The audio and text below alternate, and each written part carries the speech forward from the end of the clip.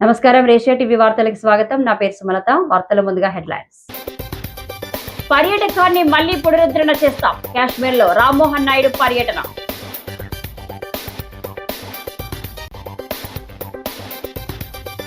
ప్రభుత్వం మంచిని ప్రజల్లోకి తీసుకుని వెళ్ళండి. కార్యకర్తలకు మంత్రి నారా లోకేష్ పిలుపు.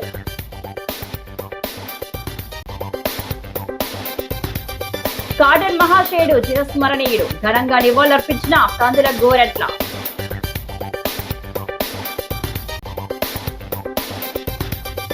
జగన్మోహన్ రెడ్డిపై కొల్లు రవీంద్ర మండిపాటు. సిట్ విచారణలో వాస్తవాలు బయటకు వస్తున్నాయి.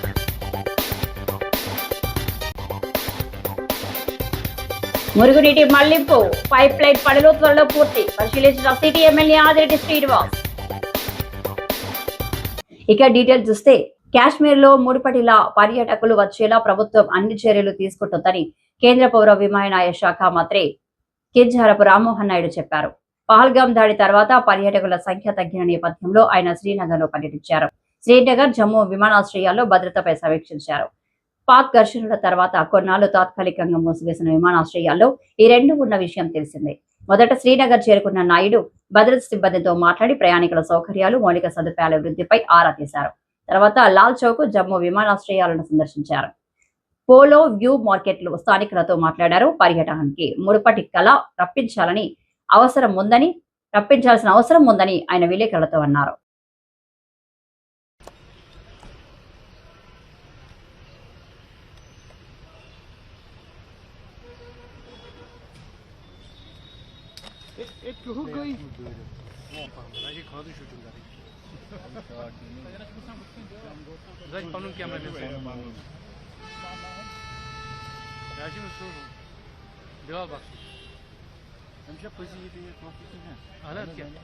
शॉपिंग करी बिलाल करके पास कैमरामैन ठीक है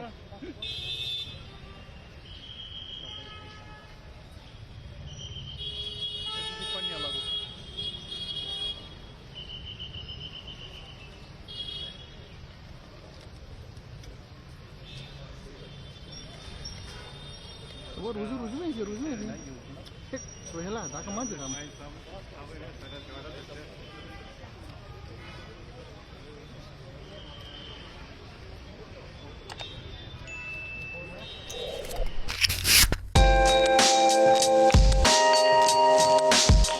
एशियन मिनिस्टर होने के नाते हमारे यहाँ पे जो श्रीनगर का एयरपोर्ट है उसको रिव्यू करने के लिए पहले बात आए हैं। और दूसरी चीज़, जो हादसा पहलगाम में हुआ आतंकवाद का, तो उसके संदर्भ में जो भारत की सेना ने मुंह तोड़ जवाब जो दिया और जिस तरह से ऑपरेशन सिंदूर में हमने सक्सेस हासिल किया, उसके लिए हमारे सारे आर्म्ड फोर्सेस को धन्यवाद देना चाहते हैं और सैल्यूट भी करना चाहते हैं। जिस तरह से उन्होंने पूरे प्लानिंग के साथ उनके जो कैंप्स थे उनके ऊपर पूरी तरह से अटैक किया और पूरे जिस तरह से उन्होंने एक धर्म भी निभाया कि हम सिविलियंस को इफेक्ट नहीं करेंगे, तो उस तरह से एक अच्छा काम हमारे आर्मी ने किया है। तो उसके लिए सबसे पहले तो उनको धन्यवाद देना चाहेंगे उन्होंने, और पूरे भारत का सिर को गर्व से उठाने का एक मौका उन्होंने दिया हम सब के लिए, और हम सब उनके ऊपर गर्व से कह सकते हैं कि हमने विजय हासिल किया है। और दूसरी बात, ये जो कठिन समय था, ये पिछले 3 हफ्ते का, तो उस समय हमारे सिविल एविएशन के भी थोड़े एयरपोर्ट्स हमने बंद किए थे सिक्योरिटी के हिसाब से। उसके अंदर श्रीनगर का भी था, और श्रीनगर एयरपोर्ट जब बंद था तो यहाँ पे हमारे जो अधिकारी थे, कर्मचारी थे, और उन्होंने भी जो साहस उन्होंने दिखाया, जो हिम्मत के साथ उन्होंने काम किया और सेना के साथ मिलकर जो काम किया, उसके लिए उनसे भी हम प्रत्यक्ष में उनसे मिलकर हम चाहते थे कि उनका भी मनोबल बढ़ाएं। तो उसके लिए भी हम आए थे, हम सबसे मिले, तो उनके ऊपर उनके चेहरों पे मुस्कुराहट हमें देखने को आज मिला, तो बहुत अच्छा लगा उसके लिए भी। और तीसरी बात जो मैं आज कहना चाहता हूँ कि 3 हफ्तों से जो नो टाइम का रिस्ट्रिक्शन था और एयरपोर्ट भी नहीं चल रहा था, तो फ्लाइटें आने जाने का कोई मौका नहीं था। पर आज 15 तारीख जो है, आज से हम पूरी तरह से सारे शेड्यूल्स ओपन कर दिए हैं। दिल्ली हो, बम्बई हो, बाकी देश के ऑल ओवर कंट्री जितने भी कनेक्शंस पहले थे, కూటమి ప్రభుత్వం ఏడాది పాలనలో చేసిన మంచిని ప్రజల్లోకి తీసుకెళ్లాల్సిన బాధ్యత కార్యకర్తలపై ఉందని రాష్ట్ర ఐటీ మానవ వనరుల శాఖ మంత్రి తెలుగుదేశం పార్టీ జాతీయ ప్రధాన కార్యదర్శి నారా లోకేష్ అన్నారు. ఉత్తమ టీడీపీ కార్యకర్తలకు జ్ఞాపికలు అందజేసి సత్కరించారు. దేశంలో ఏ రాష్ట్రంలోనూ లేని విధంగా 4,000 పెన్షన్ ఇస్తున్నామని, మెగా డిఎస్సీపై తొలి సంతకం చేసి 16,500 మందికి ఉద్యోగాలు ఇవ్వబోతున్నామని, ప్రైవేట్ రంగంలో ఉద్యోగాల కోసం ప్రపంచ దిగ్గజ సంస్థలను ఏపీకి తీసుకొస్తున్నామని, వీటన్నింటి గురించి ప్రజల్లోకి వెళ్లి మాట్లాడాలని కార్యకర్తలకు సూచించారు. అనంతరం జిల్లా గుత్తిలో గుంతకల్లు నియోజకవర్గ ఉత్తమ కార్యకర్తలతో జరిగిన సమావేశంలో ఆయన మాట్లాడుతూ, అధికారంలో ఉన్న ప్రతిపక్షంలో ఉన్నట్లుగానే కసితో పనిచేయాలి. ఎన్నికల్లో సూపర్ 6 హామీలు ఇచ్చామన్నారు. వైకాపా పాలనలో తెదేపా శ్రేణులు 5 ఏళ్ల పాటు ఇబ్బందులు పడ్డారు. అందుకు కారకులైన వారిని వదిలిపెట్టేది లేదు అన్నారు. వచ్చింది మిమ్మల్ని కలిసేదానికి. ఆనాడు పాదయాత్రలో కార్యకర్తలందరూ నేను హామీ ఇచ్చా. నియోజకవర్గానికి వచ్చినప్పుడు ప్రభుత్వం తరపున ఏమైనా కార్యక్రమం చేయాలనుకున్నప్పుడు ముందు కార్యకర్తలు కలిసిన తర్వాతనే ఆ కార్యక్రమానికి వెళ్తానని చెప్పాం. రేపు శంకుస్థాపన వేస్తున్నాం. 22,000 కోట్ల పెట్టుబడి 2 జిల్లాలకి రాబోతుంది. ఆ కార్యక్రమానికి మన నియోజకవర్గానికి వస్తున్నాను కనుక ముందు రోజు వచ్చి కార్యకర్తల్ని కలవాలని నిర్ణయించుకున్నా. ఇచ్చిన హామీ మేరకు ఈరోజు మీ లోకేష్ మీ ముందర నిలబడటం జరుగుతుంది. 2019 ఎన్నికల్లో మనం ఓటమి చెందాం. కానీ గెలిచిన శాసనసభ్యులందరూ కేశవన్న కానీ, అనగాని సత్యన్న కానీ, గొట్టుపాటి రవన్న కానీ, మిగతా నాయకులందరూ కూడా ఆనాడు శాసనసభ సాక్షిగా చంద్రబాబు నాయుడు గారు అనేక మాటలు అన్నారు. చంద్రబాబు నాయుడు గారు ఆనాడు రాజధాని విషయం వచ్చినప్పుడు నేను కౌన్సిల్ సభ్యుడిని. కౌన్సిల్కి ఆయన వచ్చి పైన కూర్చున్నారు గ్యాలరీలో. ఆ ఫోటో ఇప్పుడు కూడా ఉంది. పొద్దున స్వామి గారు చూపించా. వైకాపా శాసనసభ్యులు ఆయన చుట్టుముట్టేదానికి ప్రయత్నించారు, అవమానించేదానికి ప్రయత్నించారు. కానీ కేశవ్ అన్న ఆ రోజు అక్కడ నిలబడి నన్ను దాటుకుని మా నాయకుడి దగ్గర రావాలని చెప్పారు. మాటలు తక్కువ చెప్తాడు, ఎక్కువ మాట్లాడు, కానీ నిలబడ్డారు. స్వామి అన్న నిలబడ్డాడు. మన బోలా శంకరుడు ఉన్నాడు, రెవెన్యూ శాఖ మార్చులు అనగాని సత్యప్రసాద్, ఆయన కూడా ఆ రోజు ఎంత ఇబ్బందని నిలబడ్డారు. అందుకే పార్టీ ఈరోజు వాళ్ళ రుణం తీర్చుకుంటాం జరిగింది.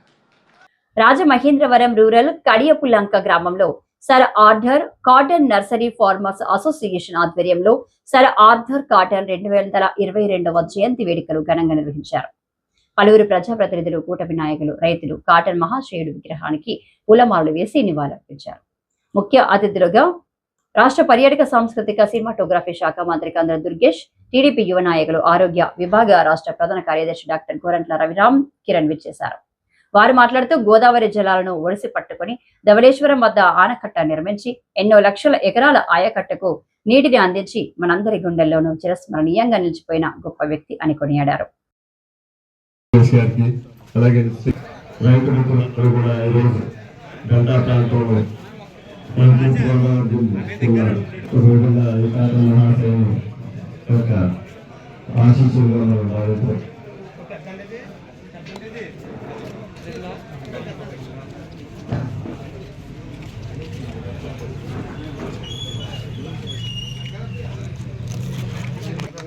ఈ కాటన్ మహాశయం గురించి మనం చెప్పుకునే అందులో కారణం ఈరోజు ప్రతి రైతు కుటుంబం ఆ రైతు కుటుంబం యొక్క అనుసంధానంలో ఉన్న ప్రతి వ్యవస్థ కూడా ఎంతో అద్భుతంగా మరి జీవనశైలి సాగించిందంటే ఈ మహాశయుడు మన అఖండ గోదావరికి ధవళేశ్వరం బ్యారేజీ వద్ద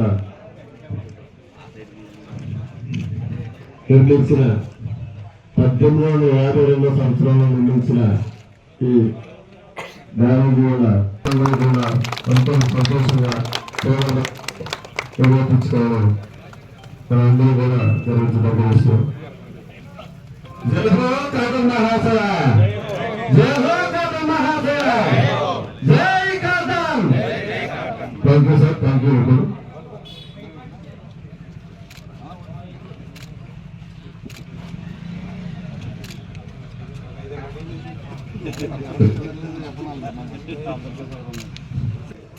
బుర్గేష్ గారు వీళ్ళందరూ కూడా ఇక్కడ కింద ఏర్పాటు చేయబడిన కాదని గ్రాహకులకు చేయవలసిందిగా విన్నపం.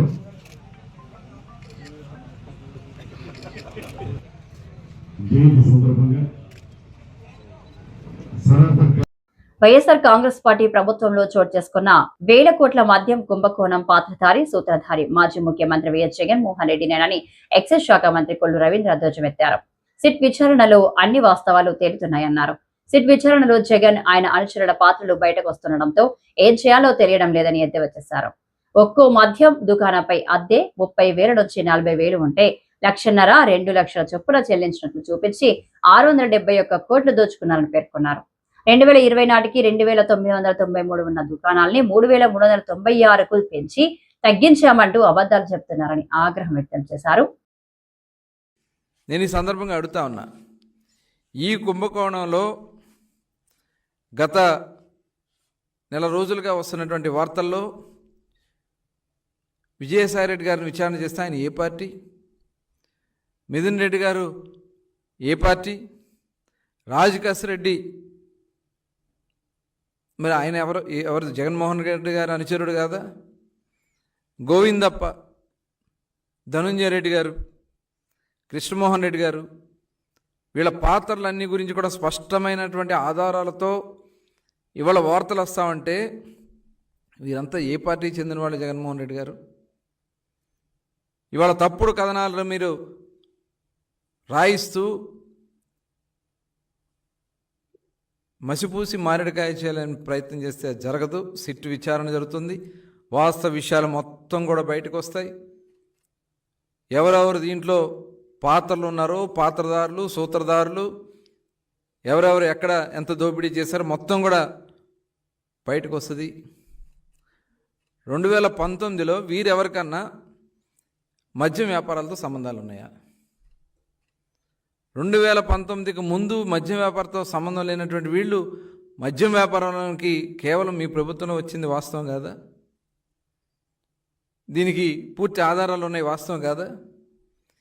ఇంకా ఏదో మభ్య పెట్టాలని చూస్తున్నారంటే ఒకసారి మనం అందరం కూడా ఆలోచించాల్సినటువంటి విషయం. అలాగే 10 మద్యం డిపోల్ని తాకట్టు పెట్టి 13,000 కోట్ల రూపాయలు తీసుకొచ్చి ఆ రోజున దాన్ని వేరే దానికి డైవర్ట్ చేసుకుని దాని నుంచి కమిషన్లు కొట్టుకుంది, వాస్తవం కదా? అలాగే ఏఆర్ఈటీ అని పెట్టి 23,000 కోట్ల రూపాయలు అప్పులు తీసుకొచ్చింది, వాస్తవం కాదా? రాజమండ్రి నగరంలో మురుగు నీటిని మళ్లించేందుకు ఎంతో కీలకమైన NRC pumping station pipe line పనులు త్వరలో పూర్తవుతాయని రాజమండ్రి సిటీ ఎమ్మెల్యే ఆదిరెడ్డి శ్రీనివాస్ చెప్పారు. ఈ పైప్ లైన్ పనులను బుధవారం ఆయన కూటమి నాయకులతో కలిసి ముగ్గుపేట వద్ద పరిశీలించారు. ఈ సందర్భంగా ఆదిరెడ్డి మాట్లాడుతూ లింగంపేట, వాంబే గృహాల వద్ద ఉన్న ఎన్ఆర్సీపీపీ పంపింగ్ స్టేషన్ నగరంలోని మురుగునీరు గోదావరి నదిలో కలవకుండా మళ్లించేందుకు ఎంతో కీలకమని అన్నారు. 450 HP సామర్థ్యంతో నెలకొల్పిన ఈ పంపింగ్ స్టేషన్ వద్ద నుంచి పైప్ లైన్ల ద్వారా స్వతంత్ర ఆసుపత్రి, దేవి చౌక్, ఆజాద్ చౌక్, ముగ్గుపేట, శీలం నూఖరాజు లేఅవుట్, కిమ్స్ ఆసుపత్రి, పెట్రోల్ బంక్, షెల్టర్, హోటల్ మీదుగా 3.5 కిలోమీటర్లు ప్రవహించి ఆవలు కలుస్తుందని చెప్పారు.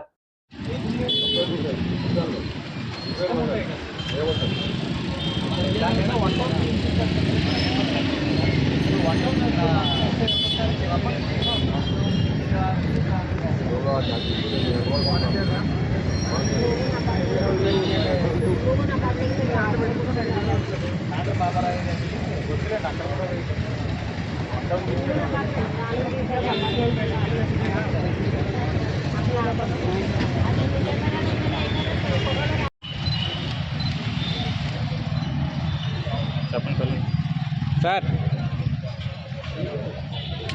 సార్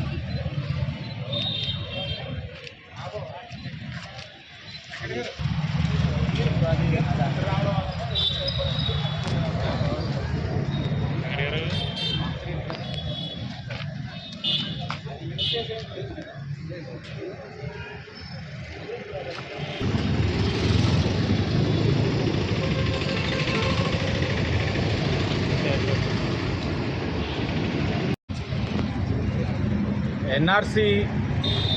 డిపి పంపింగ్ స్టేషన్ చాలా కీలకమైన పాయింట్ అది. ఏదైతే నగరంలో అనేకమైన ప్రాంతాల్లో ఉన్న నీరంతా కూడా అక్కడ చేరడం, కోట్లింగాల ఆదిమదెబ్బ లింగంపేట వాంబే పక్కన ఉంటుంది. లింగంపేట వాంబేకు ఆనుకొని ఉంటుంది ఎన్ఆర్సి డిపి పంపింగ్ స్టేషన్.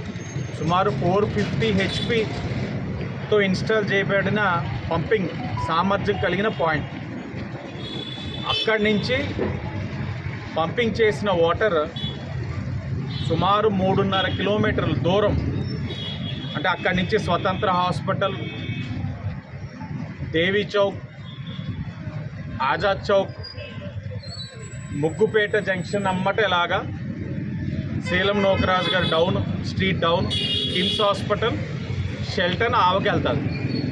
ఆవు దగ్గర ఫైనల్గా అదే మనకి ఎండింగ్ పాయింట్. ఇదంతా కూడా లైన్ ఆర్సీసీ పైప్స్ తోటి ఉన్నది. సుమారు 15 సంవత్సరాల క్రిందట వేసిన పైప్ లైన్ ఇది ఆర్సీసీ. అంటే కాలక్రమేణా విషవాయువు వలన కానివ్వండి, ఇతర కారణాల వలన కానివ్వండి, ఈ ఆర్సీసీ పైప్ లైన్ చాలా డ్యామేజ్ అయ్యింది. ఆ డ్యామేజ్ గత సంవత్సరం ఏదైతే వైఎస్ఆర్సీపీ అధికారంలో ఉన్నప్పుడు గోరక్షన్పేట దగ్గర లారీ దిగిపోవడం, చాలా ప్రమాదకరమైన వాతావరణం ఇక్కడ చూడగలిగాం. ఆనాడు ప్రతిపక్షంలో ఉన్న తెలుగుదేశం తక్షణమే అధికారులు దీన్ని ప్రక్షాళన చేయండి, ఈ పైప్ లైన్ లీకేజ్ వలన ఎక్కడికక్కడ వాటర్ బయటకు వచ్చి ఆ ప్రదేశం అంతా గొల్లైపోతూ ఉంది. ఎక్కువ ట్రాఫిక్ మూవ్ అయ్యే ఏరియా ఇది. ఆర్టీసీ బస్సులు ఇటే వెళ్తాయి. వేసవి కాలంలో విజ్ఞానంతో పాటు క్రీడల పట్ల ఆసక్తి కలిగించే కార్యక్రమాలు చేపట్టడంలో భాగంగా మే 1 నుంచి మే 30 వరకు వివిధ క్రీడల్లో 50 క్రీడా శిబిరాలు నిర్వహిస్తున్నట్లు జిల్లా జాయింట్ కలెక్టర్ ఎస్ చిన్నారాముడు పేర్కొన్నారు. స్థానిక కలెక్టరేట్లోని జాయింట్ కలెక్టర్ ఛాంబర్లో గురువారం సాయంత్రం క్రీడా శిక్షకులకు కిట్లు అందజేశారు. ఈ సందర్భంగా చిన్నారాముడు మాట్లాడుతూ జిల్లా క్రీడా సాధికారత సంస్థ ఆధ్వర్యంలో వివిధ క్రీడా అంశాల్లో 50 వేసవి క్రీడా శిక్షణ శిబిరాలను ఏర్పాటు చేసినట్లు తెలిపారు. ఈ అవకాశాన్ని సద్వినియోగం చేసుకోవాలని, తద్వారా క్రీడల్లో ప్రతిభను మెరుగుపరుచుకోవాలన్నారు. తూర్పు గోదావరి జిల్లాలో 15 క్రీడా అంశాలలో మొత్తం 50 క్యాంపులు నిర్వహిస్తున్నట్లు జిల్లా క్రీడా సాధికారత అధికారి డిఎంఎం శేషగిరి తెలిపారు.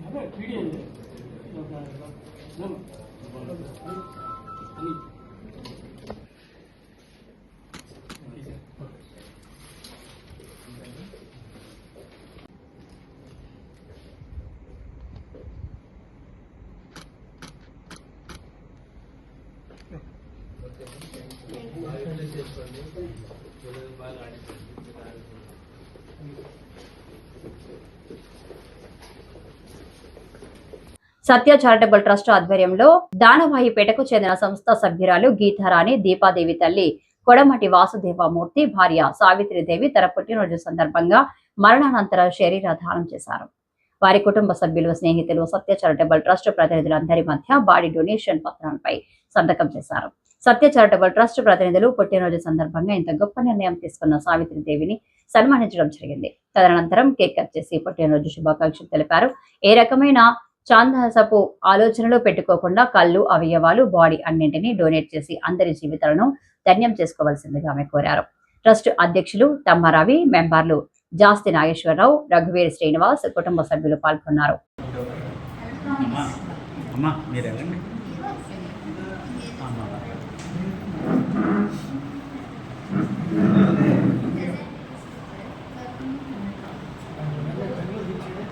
ఇలా చూడండి.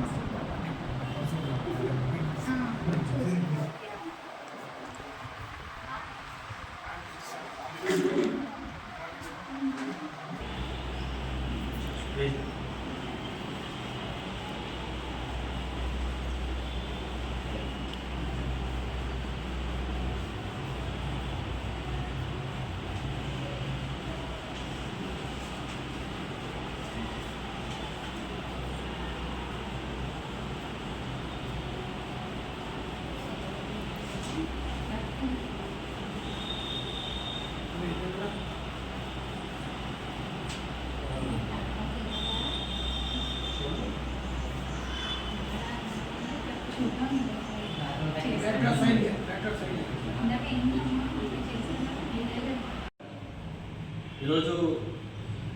చాలా గొప్ప సుదినం. సత్య చారిటబుల్ ట్రస్ట్ రాజమహేంద్రవరం వారి ఆధ్వర్యంలో ఈరోజు గీతారాణి గారు, దీపాదేవి గారు, వారి తల్లి గారు మరియు లేటు స్వర్గస్థులైన శ్రీ వాసుదేవమూర్తి గారి భార్య గారు శ్రీమతి సావిత్రీదేవి గారు సత్య చారిటబుల్ ట్రస్ట్ వారి ఆధ్వర్యంలో వారు అన్నానంతర శరీర దానం కోసం ముందుకొచ్చారు, బాడీ డొనేషన్ కోసం ముందుకొచ్చారు.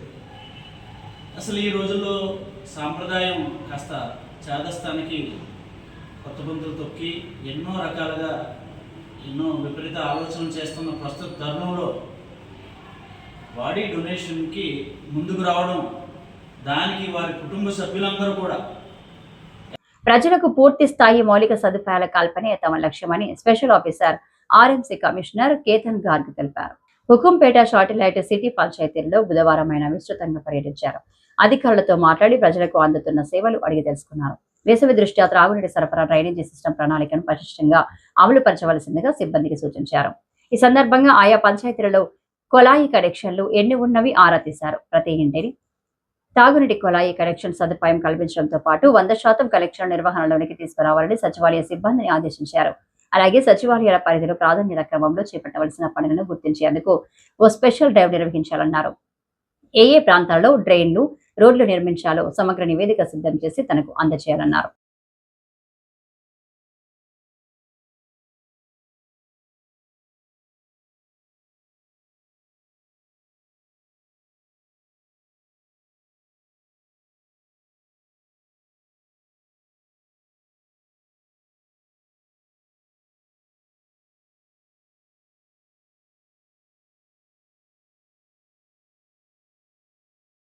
జిల్లా ఎస్పీ డి నరసింహకేశ్వర్ ఆదేశాల మేరకు రాజమహేంద్రవరం అల్లు రామలింగయ్య మెడికల్ కాలేజ్ నందు శక్తి టీం ఆధ్వర్యంలో మహిళలపై జరుగుతున్న నేరాలపై శక్తి టీం జిల్లా incharge nodal officer DSP KV Satyanarayana అవగాహన కార్యక్రమం నిర్వహించారు.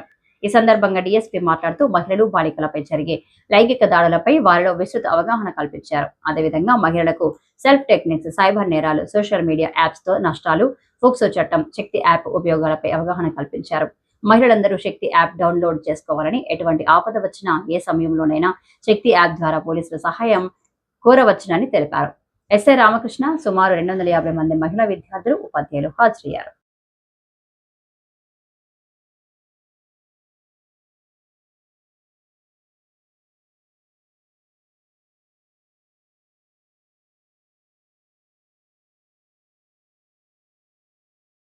భారతీయ జనతా పార్టీ రాష్ట్ర కార్యవర్గ సభ్యులు బొమ్మల దత్తుకి మాతృవియోగం కలిగింది. ఆయన తల్లి బొమ్మల భూరమ్మ వార్ధక్య కారణంగా కలిగిన అనారోగ్యంతో శుక్రవారం తెల్లవారుజామున 3 గంటల సమయంలో పరమపదించారు. బొమ్మల దత్తుకు మాతృవియోగంపై రాష్ట్ర వ్యాప్తంగా బీజేపీ నాయకులు తమ సంతాపాన్ని తెలిపారు. బీజేపీ రాష్ట్ర పూర్వ అధ్యక్షుడు ఎమ్మెల్సీ సోమవీరాజు కంబాల చెరువు సెంటర్లోని దత్తు నివాసానికి వెళ్లి ఆయన మాతృమూర్తికి నివాళులర్పించారు. ఆయన కుటుంబ సభ్యులకు ప్రగాఢ సానుభూతి తెలియజేశారు. ఉదయం 11 గంటలకు భూరమ్మ పార్థివ దేహాన్ని భారీ ఊరేగింపుగా కోటిలింగాల శ్మశాన వాటికకు తీసుకెళ్లి దహన సంస్కారాలు నిర్వహించారు.